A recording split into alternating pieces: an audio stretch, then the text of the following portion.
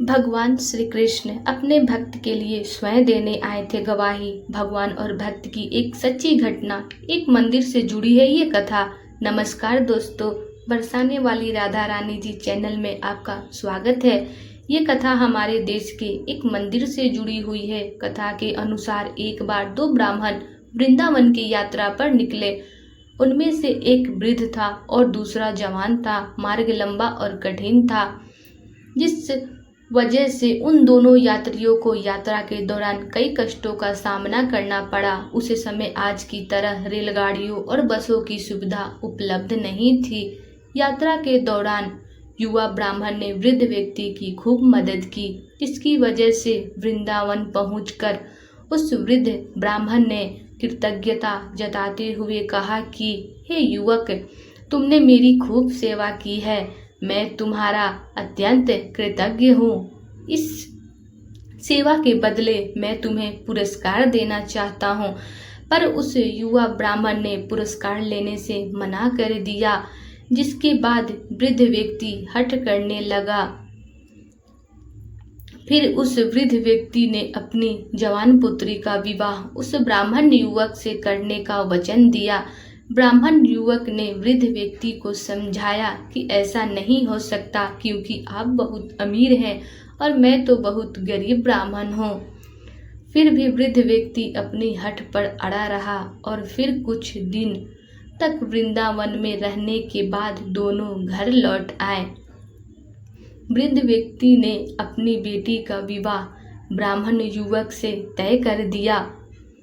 वृद्ध व्यक्ति ने सारी बातें घर पर आकर बताई कि उसने अपनी बेटी का विवाह एक ब्राह्मण से तय कर दिया है, पर पत्नी को ये सब मंजूर नहीं था। उस वृद्ध पुरुष की पत्नी ने कहा कि अगर आप मेरी पुत्री का विवाह उस युवक से करोगे तो मैं आत्महत्या कर लूंगी। कुछ समय व्यतीत होने के बाद ब्राह्मण युवक को चिंता होने लगी कि वृद्ध अपने वचन को पूरा करेगा या नहीं। फिर ब्राह्मण युवक से रहा न गया और उसने वृद्ध ब्राह्मण के पास जाकर उसको अपना वचन याद करवाया। तो वृद्ध पुरुष मौन रहा और उसे डर था कि वो अपनी बेटी का विवाह उससे करवाता है तो उसकी पत्नी अपनी जान दे देगी। वृद्ध पुरुष ने कोई उत्तर नहीं दिया। तब ब्राह्मण युवक ने उसका दिया हुआ वचन याद करवाने लगा। तभी वृद्ध ब्राह्मण के बेटे ने उस ब्राह्मण युवक को यह कहकर घर से निकल दिया कि तुम झूठ बोल रहे हो, तुम मेरे पिता को लूटने के लिए आए हो। फिर ब्राह्मण युवक ने कहा कि ये सारे वचन तुम्हारे पिताजी ने शिवगृह के सामने दिए हैं। तब वृद्ध व्यक्ति का ज्येष्ठ पुत्र, जो भगवान को नहीं मानता था, युवक को कहने लगा कि अगर तुम कहते हो कि भगवान इस बात के साक्षी हैं, तो यही सही। अगर भगवान प्रकट होकर ये साक्ष्य दे कि मेरे पिता ने वचन दिया है, तो तुम मेरी बहन के साथ विवाह कर सकते हो। तब युवक ने कहा कि मैं भगवान श्री कृष्ण से कहूँगा कि वो साक्षी के रूप में आए। उसे भगवान श्री कृष्ण पर पूरा विश्वास था कि भगवान श्री कृष्ण उसके लिए वृंदावन से जरूर आएंगे। श्री कृष्ण ने दी भक्त के लिए गवाही। फिर अचानक वृंदावन की मूर्ति से आवाज़ सुनाई दी कि मैं तुम्हारे साथ कैसे चल सकता हूँ, मैं तो मात्र एक मूर्ति हूँ। तब उस युवक ने कहा कि जब मूर्ति बात कर सकती है तो साथ भी चल सकती है।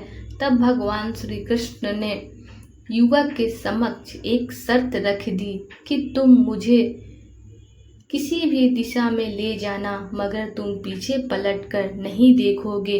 तुम सिर्फ मेरे नूपुरों की ध्वनि से ये जान सकोगे कि मैं तुम्हारे पीछे आ रहा हूँ। युवक ने उनकी बात मान ली और वो वृंदावन चल पड़े। जिस नगर में जाना था वहां पहुंचने के बाद युवक को नूपुरों की ध्वनि आनी बंद हो गई। युवक ने धैर्य न धरकर पीछे मुड़कर देख लिया। मूर्ति वहीं पर स्थित खड़ी हुई थी।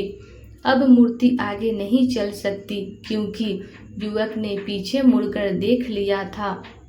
वो युवक दौड़कर नगर पहुंचा, सब लोगों को इकट्ठा करके बोलने लगा कि देखो, भगवान श्री कृष्ण साक्षी रूप में आए हैं। लोग स्तंभ थे कि इतनी बड़ी मूर्ति इतनी दूर से चलकर कैसे आई। फिर भगवान श्री कृष्ण की मूर्ति ने सबके सामने ब्राह्मण युवक की गवाही दी।